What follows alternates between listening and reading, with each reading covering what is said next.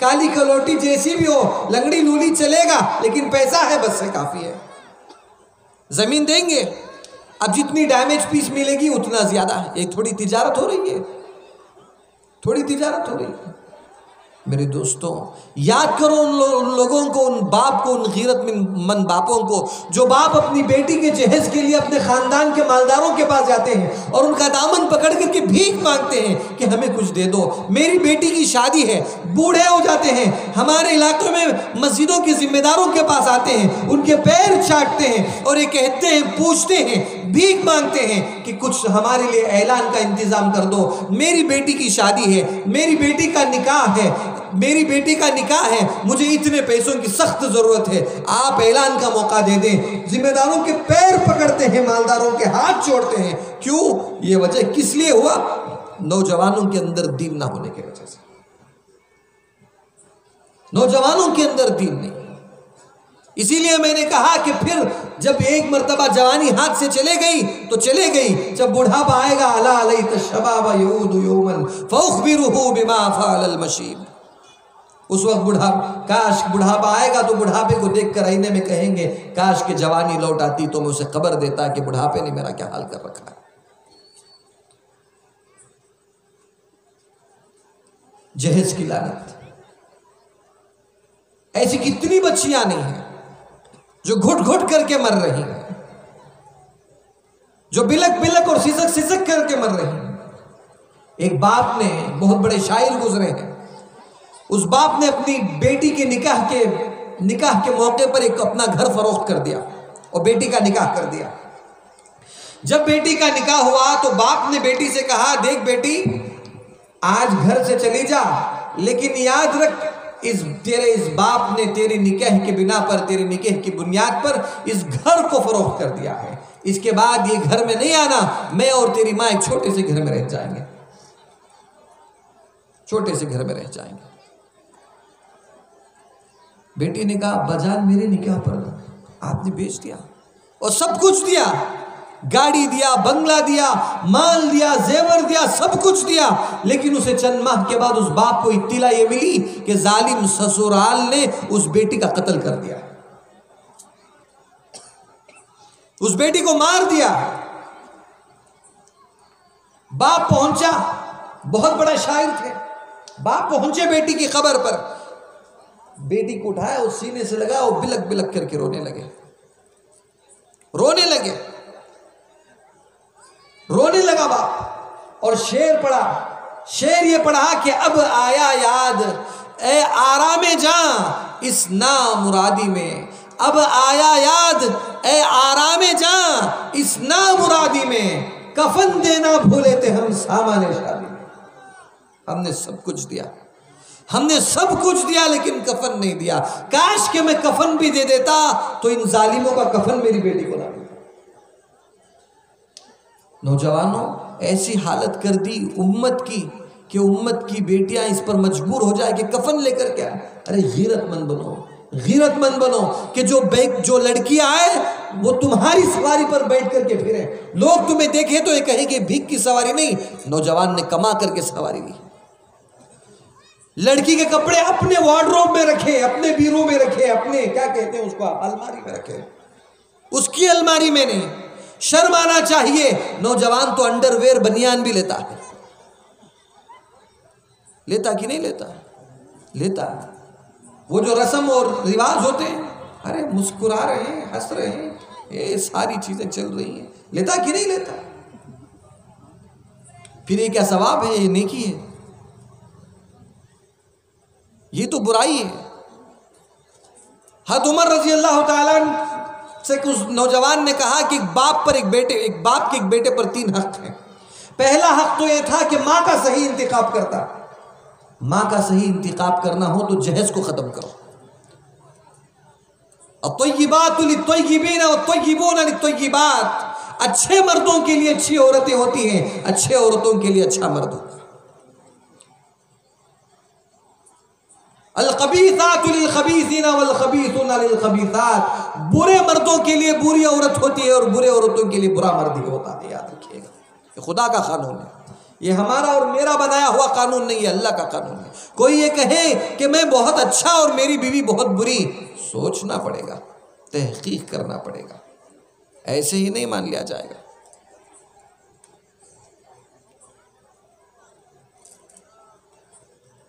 तो अच्छी औरत का इंतखाब करे पहले बुनियाद पर।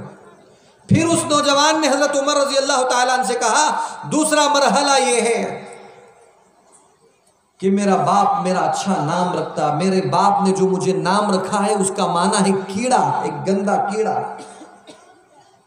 अब हम लोग क्या नाम रखते हैं? अब तो टेलीविजन माशाल्लाह, टीवी, हमारी औरतें, एक करिया गया था मैं, बहुत गुर्बत थी करिए में, लेकिन मैंने देखा कि केबल है, टीवी लगी हुई है। अल्लाह का शुक्र है कि हमारे घर में नहीं है, जबकि मैं बेंगलुरु के कल्बे शहर में रहता हूं। अब नाम क्या रखेंगे? शाहरुख खान नाम रखेंगे, सलमान खान नाम रखेंगे, शाहिद आफरीदी नाम रखेंगे। अब चंद दिन जाएंगे तो विराट कोहली भी नाम रखेंगे, युवराज सिंह भी नाम रखेंगे, बजरंग सिंह भी नाम रख देंगे। ये दीन है मेरे दोस्तों? बोलिए, इसे दीन नहीं कहते। हर हालत में इस्लाम पर जम जाना, हर हाल में इस्लाम में रहना, हर, जैसे कि सिद्दीक अकबर रजी अल्लाह ताला ने कहा, किस हुजूर गए हैं तो गए हैं, यकीनन गए हैं।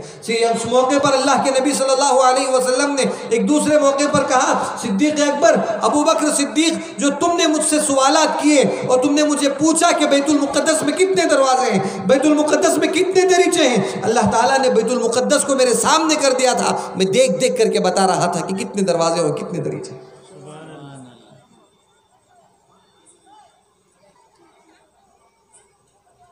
मैं देख देख करके बता रहा था। और तीसरा हक यह है एक बाप का एक बेटे पर कि वो कुरान की तालीम दे। वो किसकी तालीम दे? वो कुरान की तालीम दे। खैरुकुम मन तअल्लमल कुरान व अल्लमा, तुम में सबसे बेहतरीन वो है जो कुरान को सीखे और सिखाए।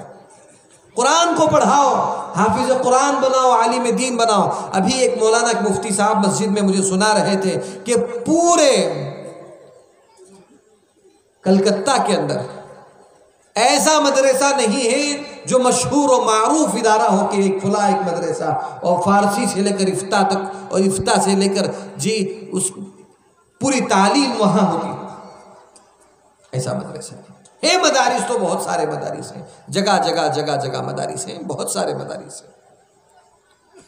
हालांकि मुसलमान कसरत से, मुसलमान बहुत हैं, इतने मुसलमान हैं कि मुसलमानों की कोई कमी नहीं है, मुसलमान बकसरत मौजूद हैं, लेकिन उसके बावजूद कुछ कमी है जो हमें नजर नहीं आ रही है, कुछ तो कमी है।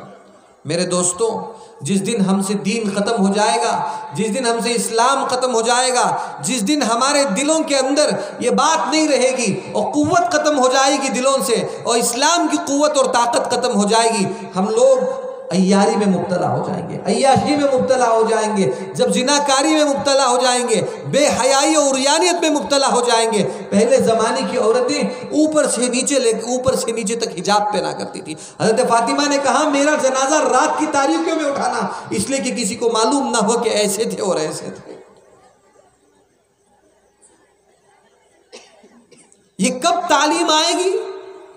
जब बच्चियों को मदरसे में डाला जाएगा, मकतब ही में सही, जब बच्चों को दीन सिखाया जाएगा, जब बच्चों को कुरान की तालीम से रास्ता पे रास्ता किया जाएगा। हज़रत उमर रज़ी अल्लाह ताला ने एक रास्ते से गुजर रहे थे, एक वादी से गुजर रहे थे, खड़े हो गए, सारा लश्कर पीछे खड़ा हो गया। हजरत उमर ज़ारो ख़तार रोने लगे। सहाबा ने पूछा, अमीरुल मोमिनीन रो क्यों रहे हो? हजरत उमर रज़ी अल्लाह ताला ने फरमाया, दोस्तों ये वही वादी है जहाँ इस्लाम कबूल करने से पहले मैं ऊँट चराने के लिए लाया करता था। जब मैं ऊँट लाता चराने के लिए, ऊँट चरते न थे। जब मैं वापस घर लेकर के जाता, मेरा बाप खत्ताब मुझसे कहता, बेवकूफ़ उमर, तुझे ऊँट तक चराना नहीं आता। इसी वादी को देखकर आज मुझे रोना आ रहा है। अल्लाह ने मुझे कुरान और इस्लाम की बरकत से सहाबा का अमीरुल मोमिनीन बना दिया, सहाबा का अमीरुल मोमिनीन।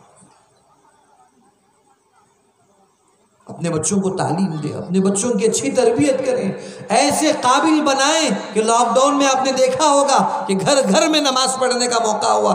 कई लोग ऐसे थे जिसमें सूरह फातिहा सही नहीं है, उम्रें घट गई है। कई लोग ऐसे जिसे कुरान पढ़ना नहीं आता, नमाज पढ़नी नहीं आती। मेरे दोस्तों, अल्लाह से ऐसी मोहब्बत करो, अल्लाह से ऐसा प्यार करो कि जब बंदा सजदे में जाता है तो अल्लाह का कुर्ब उसे नसीब होता है।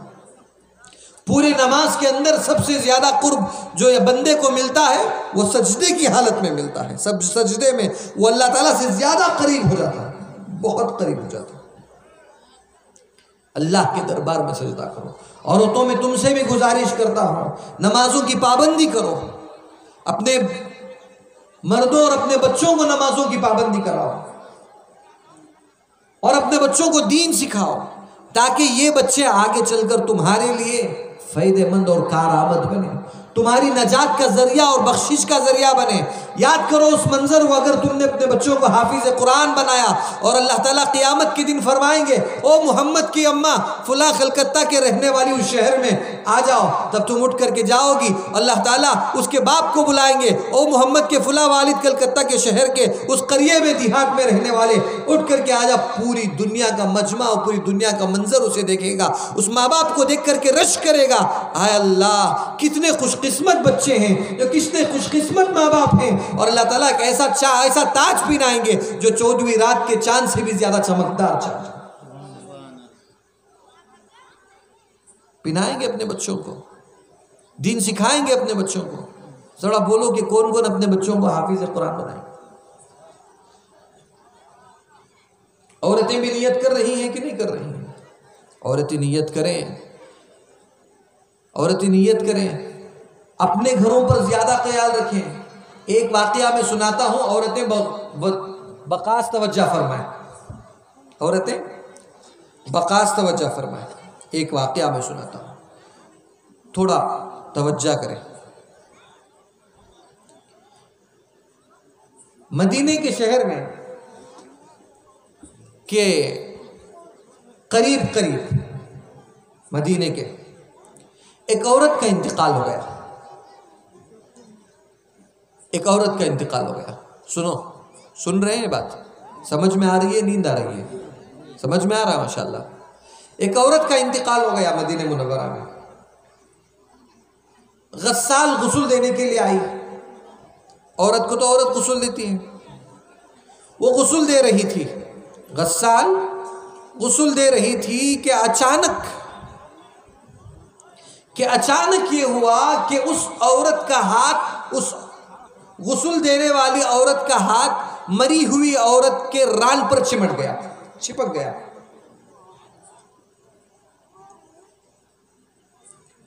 आई बात समझ में? मरी हुई औरत के रान से उसका हाथ चिपक गया, ऐसे चिपक गया जैसे कि फेविक्विक डाल करके बिठा दी गया। औरत हाथ खींचती है, आता नहीं, और वक्त निकला जा रहा है।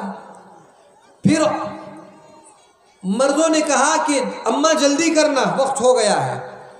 उसने कहा कि कोशिश कर रही हैं, जल्दी हो जाएगा, लेकिन बात बाहर लाने नहीं दिया। थोड़ी देर गुजरी, वक्त जाता रहा, यहां तक कि बात फैल गई, हाथ निकल नहीं रहा है उसके रात से। अजीब माजरा है। उलमा इकराम को बुलाए, शहर के उलमा से पूछा गया कि क्या करें। बाज ने मशवरा दिया कि औरत के रान का हिस्सा काट दें। लोगों ने कहा हम अपनी मय्यत को डैमेज नहीं करेंगे। सुनो भाई गौर से, थोड़ा गौर से सुनो, हम अपनी मय्यत को डैमेज नहीं करेंगे। फिर बाज उलमा ने यह कहा कि गस्साल का हाथ काट दो। उन लोगों ने कहा कि हम अपनी मय्यत को डैमेज नहीं करेंगे, हम अपनी मय्यत का हाथ जाने नहीं देंगे। उसके भी खानदान वाले आ गए, इसके भी खानदान वाले आ गए, और यहां तक कि देखते देखते एक दिन गुजर गया, 2 दिन गुजर गए, और बांस आने शुरू हो गई और हाथ नहीं निकल रहा। गौर करना औरतें, मर्द हजरात भी गौर करना। बदबू आ रही है और हाथ निकल नहीं रहा है। क्यों नहीं निकल रहा है? 3 दिन गुजर गए। अब लोगों ने मशवरा किया कि इमाम मालिक रहमतुल्लाह अलैह के पास जाएंगे। चुनांचे इमाम मालिक रहमतुल्लाह अलैह के पास गए और कहा कि हज़रत जल्दी तशरीफ़ लाए, ऐसा किस्सा हो गया है। इमाम मालिक रहमतुल्लाह अलैह पहुँचे।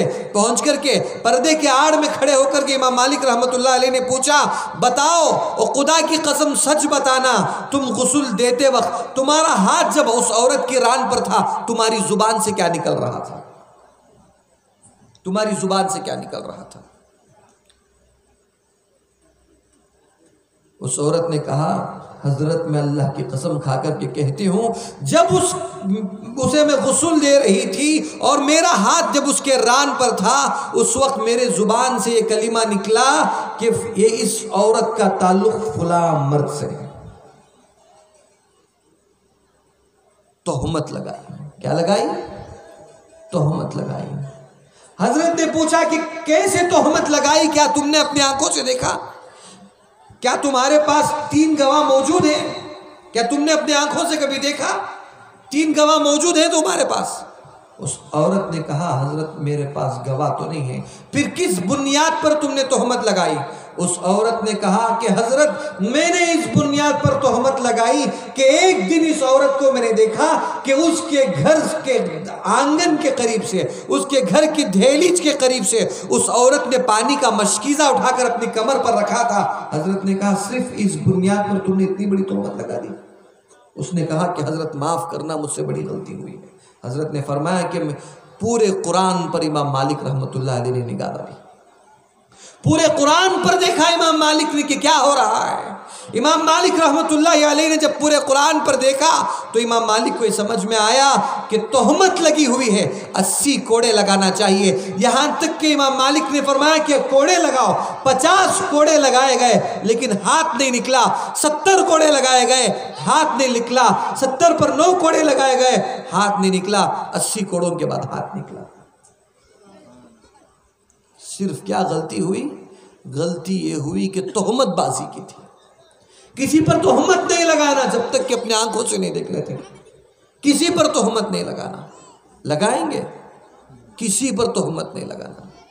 मेरे दोस्तों, आज का सबक मुख्तलिफ असबाब है, सिर्फ एक उन्वान नहीं है, मुख्तलिफ मौज़ूआत हैं, ताकि हर बात हमारे सामने खुल करके आ सके, हर बात हमारे सामने आ सके। तो हमारे आमाल की वजह से, हमारे आमाल के बिना पर अल्लाह ताला हम पर परेशानियों को आयद करते हैं, मुसीबतों को लाते हैं। याद रखो, मुसलमान वो कौम है जो किसी कौम में वो हिम्मत नहीं कि मुसलमान को ललकार सके और मुसलमान को ज़ेर कर सके। उस वक्त जिस वक्त मुसलमान सही मानों में मुसलमान रहे, मुसलमान सही मानों में मुसलमान रहे। जैसे कि बनी इसराइल का तज़किरा क्या था?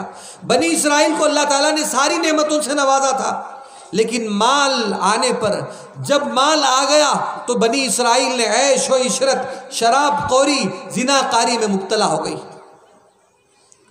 जब ऐसे चीज़ों में बनी इसराइल मुब्तला हो गई तो उस ज़माने में हज़रत दानियाल अलैहिस्सलाम थे। उस ज़माने में कौन थे? हज़रत दानियाल अलैहिस्सलाम पैगंबर थे। हज़रत दानियाल अलैहिस्सलाम ने उन लोगों को नसीहत की कि भाई गफलत छोड़ दो, गफलत छोड़ दो, गफलत मत बरतो। अगर गफलत बरतोगे तो तुम्हारी नस्लों पर इसका बुरा असर पड़ेगा। तुम तो तबाह होगे और साथ में तुम अपनी नस्लों को भी लेकर के तबाह बर्बाद करोगे। हज़रत दानियाल अलैहिस्सलाम के लाख मना करने के बावजूद वो नहीं माने।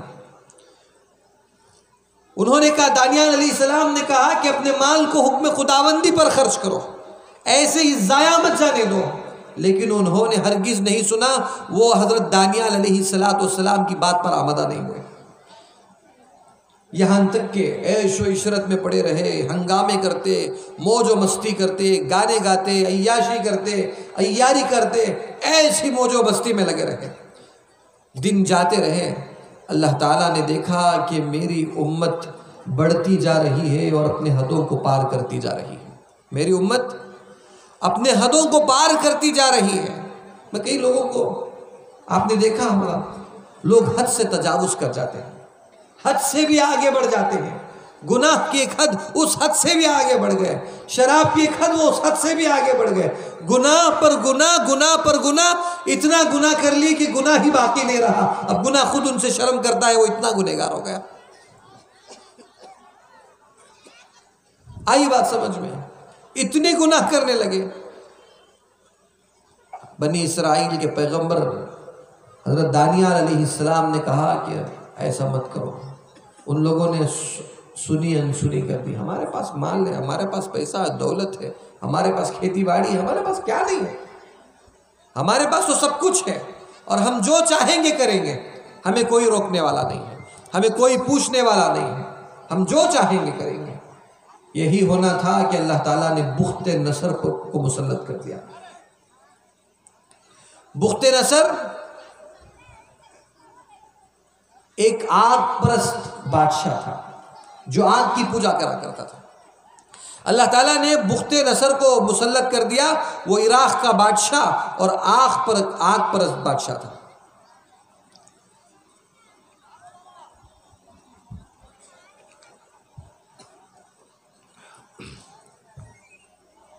बुख्ते नसर कौन था? क्या भाई, बुलाने वाले सोच रहे होंगे कि हजरत की फ्लाइट की टिकट, फिर आने का खर्चा, जाने का खर्चा सब बेकार जा रहा है। ऐसा है वो क्या? ऐसा बेकार तो नहीं नजर आ रहा है? नहीं।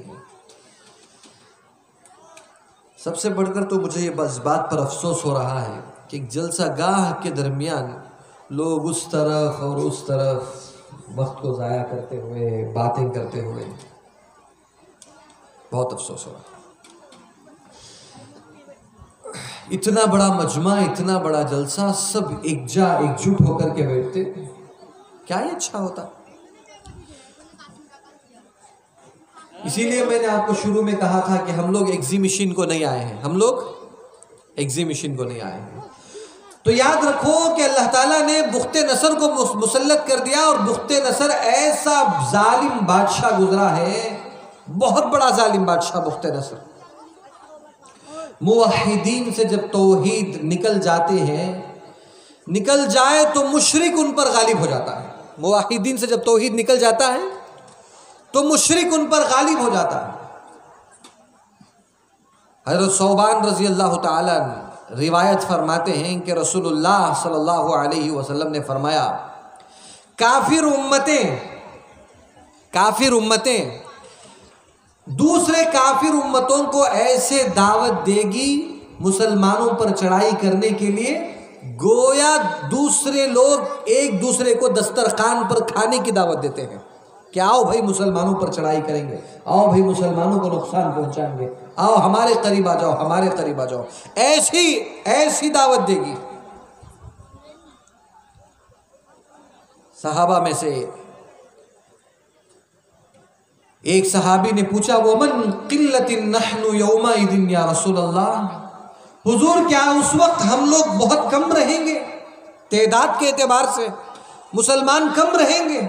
रसूलुल्लाह सल्लल्लाहु अलैहि वसल्लम ने फरमाया, बल अंतुम यौमइदिन कसीरुन, बल्कि उस दिन हम कम नहीं, बल्कि हम उस दिन अदद के एतबार से, गिनती के एतबार से बहुत ज्यादा मुसलमान रहेंगे। बहुत ज्यादा मुसलमान रहेंगे, बहुत ज्यादा मुसलमान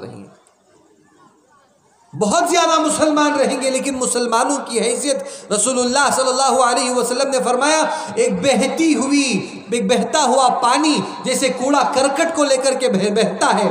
तगुसाई सैल, कूड़ा करकट को आपने देखा होगा कि पानी जब बहता है तो ऊपर से अपने आप में कचरा लेकर के बहता है। मुसलमानों की हैसियत उस कचरे के मानिंद हो जाएगी, कचरे के मानिंद हो जाएगी। वला यख्ज़िफ़न्नल्लाहु फ़ी क़ुलूबिकुमुल वहना, अल्लाह ताला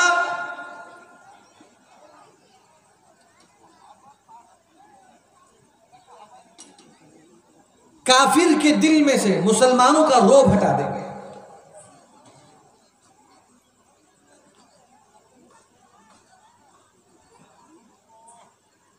और मुसलमान खौफ करने लगेगा, डरने लगेगा, मुसलमान वहन खाने लगेगा, सहाबा ने पूछा कि मल वहन या रसूलुल्लाह सल्लल्लाहु अलैहि वसल्लम, हुजूर वहन किसे कहते हैं? रसूलुल्लाह सल्लल्लाहु अलैहि वसल्लम ने फरमाया हुब्बुद दुनिया व कराहियतुल मौत, दुनिया से मोहब्बत करना और मौत से खौफ खाने को वहन कहते हैं। आज वही तो हो रहा है, दुनिया से बेहद मोहब्बत और मौत से इंसान डर रहा है, खौफ खा रहा है, कहीं मौत हमारा कुछ ना कर दे। हालांकि मेरे दोस्तों, शायर कहता है कि ऐसे बनना चाहिए कि ऐसे हम लोग बने कि दुनिया से हम लोग जब जा रहे हों तो एक ऐसा रहे कि शायर कहता है कि जब तू पैदा हुआ था, याद कर उस दिन को जब तू पैदा हुआ था, उस दिन सब लोग हंस रहे थे और तू रो रहा था।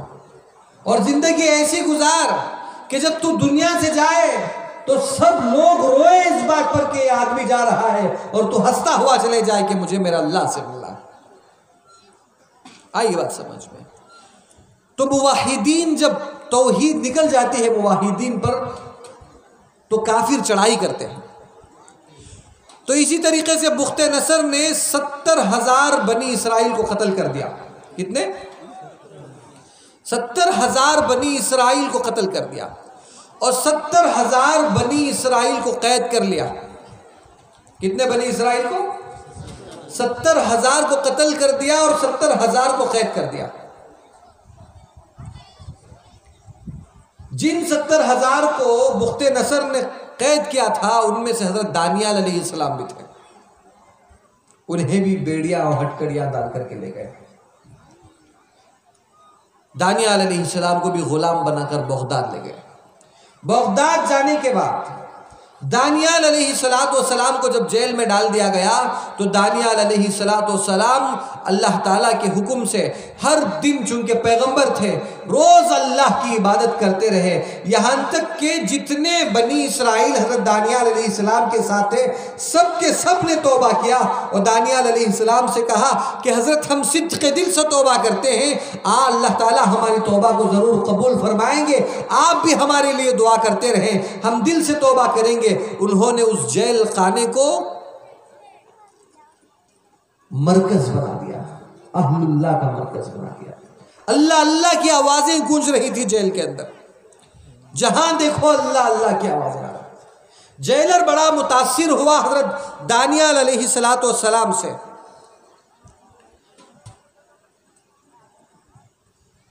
बहुत मुतासिर हुआ। जब जेलर मुतासिर हुआ, जब दानियाल अलैहिस्सलाम खानका बना गए, उस वक्त एक बुख्ते नसर ने ख्वाब देखा। बुख्ते नसर का ख्वाब ऐसा था कि जब बुख्ते नसर सुबह उठा वो ख्वाब भूल गया। अल्लाह की तरफ से था। बुख्ते नसर ख्वाब भूल गया। जब बुख्ते नसर ख्वाब भूल गया तो बुख्ते नसर ने अपने दरबारों को जमाया और नुजूमियों को जमाया और उन लोगों को जमाया जो गैब के इल्म रखने का दावा करते थे। अगर इन शहरों में भी अगर कोई हो बाबा वगैरह के हमें गैब का इल्म है, हमें फुला है, हम एक मंत्र पढ़ करके फूंक मारेंगे और सब खत्म हो जाएगा, ये सब धोखा है, धोखा है, वाज़े धोखा। तुम नमाज मत पढ़ो, रोजा मत रखो, पर्दा मत करो, एक बाबा आया उसके पैर चाटो और फिर सब खत्म हो जाएगा और फिर सबके सब बाबा के साथ जन्नत में चले जाएंगे। कैसे जाएंगे? कैसे जाएंगे भाई? बाबा खुद जन्नत में जाएगा तो तुम्हें लेकर के जाएगा ना।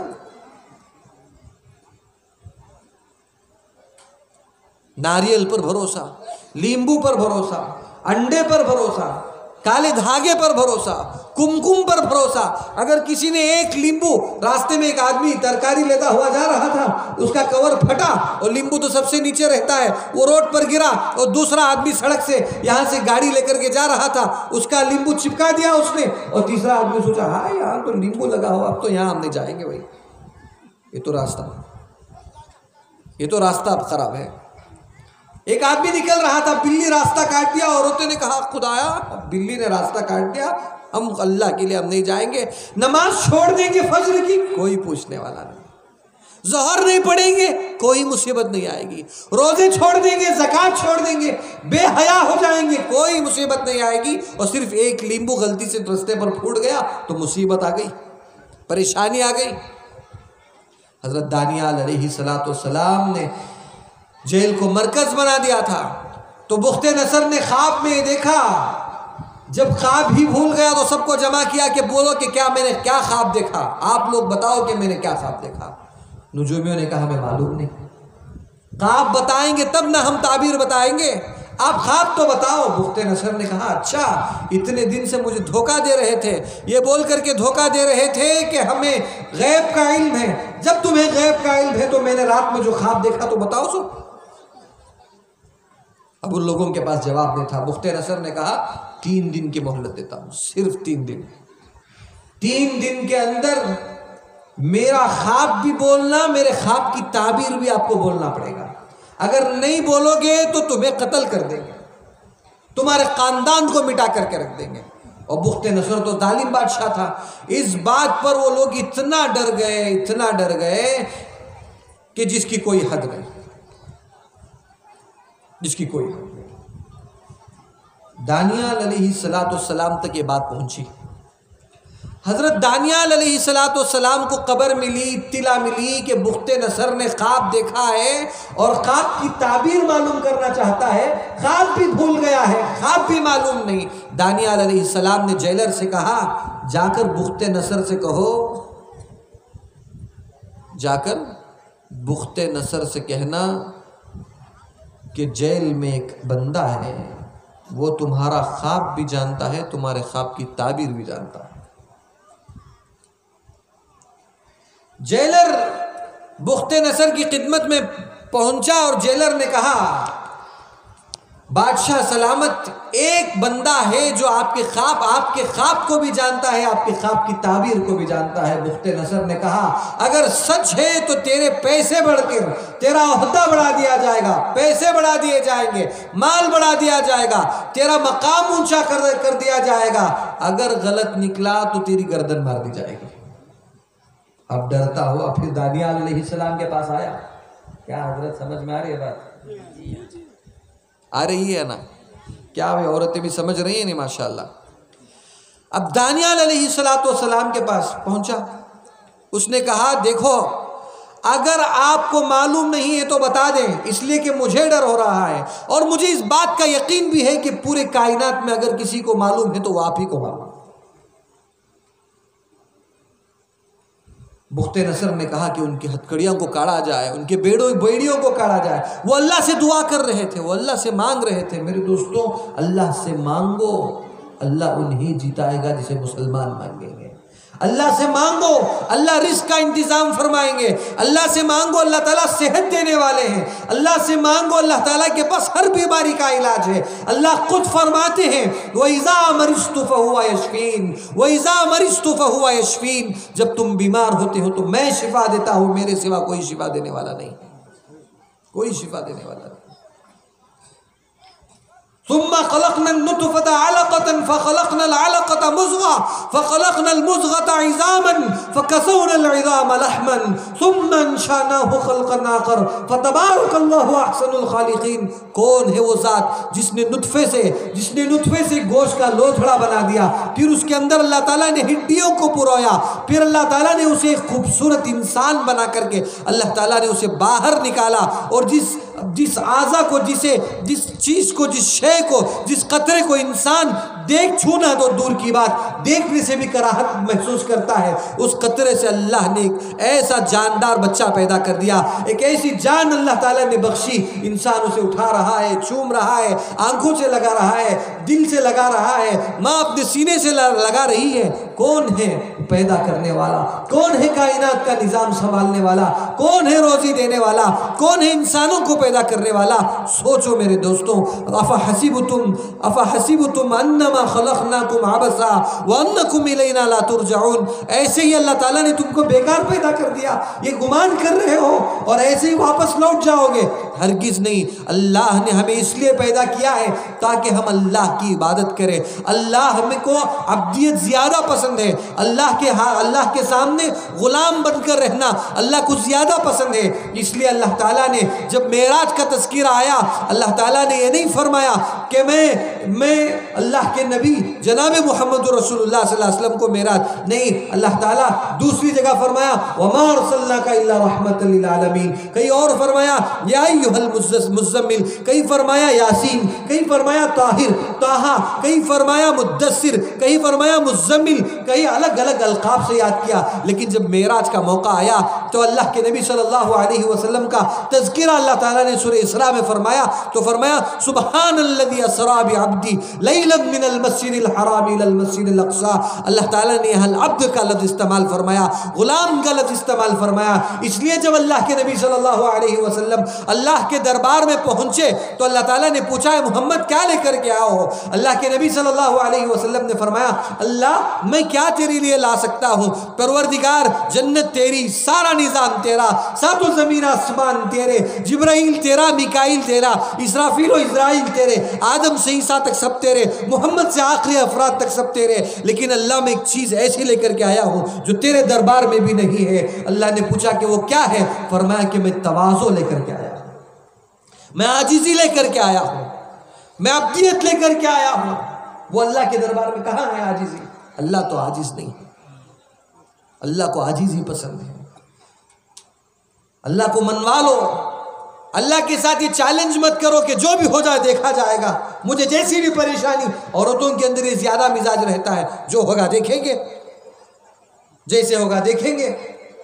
नहीं, आजिज़ी करो। अपने मसाइल का हल करना हो तो सजदे में गिर जाओ, अल्लाह से लौ लगाओ, सजदों में आंसुओं को बहाओ, अल्लाह को राज़ी कर लो। अल्लाह हमारे सिवा, अल्लाह तेरे सिवा हमारा कोई नहीं है। परवरदिगार अल्लाह तू हमारे ऊपर मेहरबानी फरमा।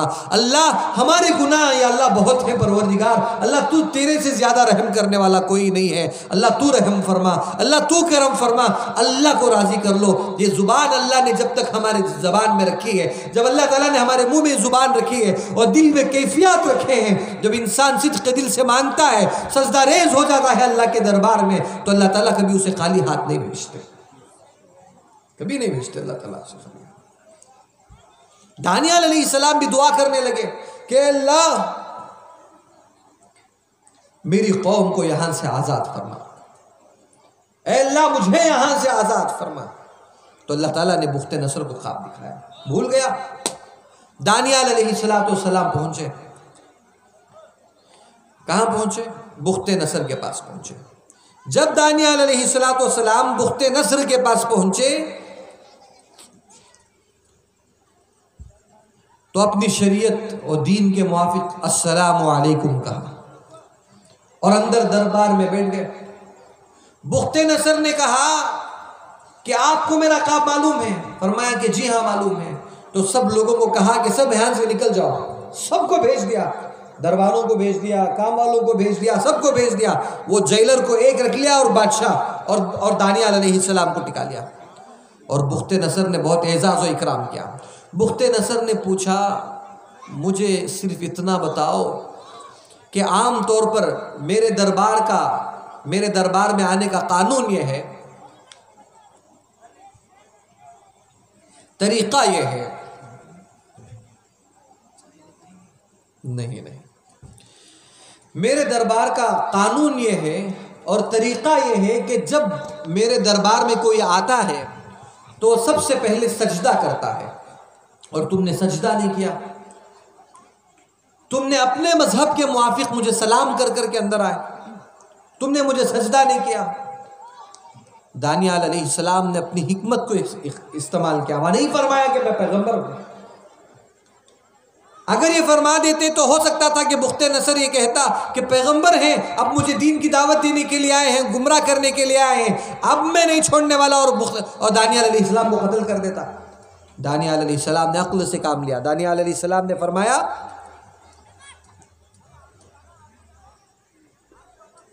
मेरा जो अल्लाह है, मेरा जो अल्लाह है, वो अल्लाह ये हुक्म देता है कि मैं अल्लाह के सिवा किसी को सजदा ना करूं। मैंने सजदा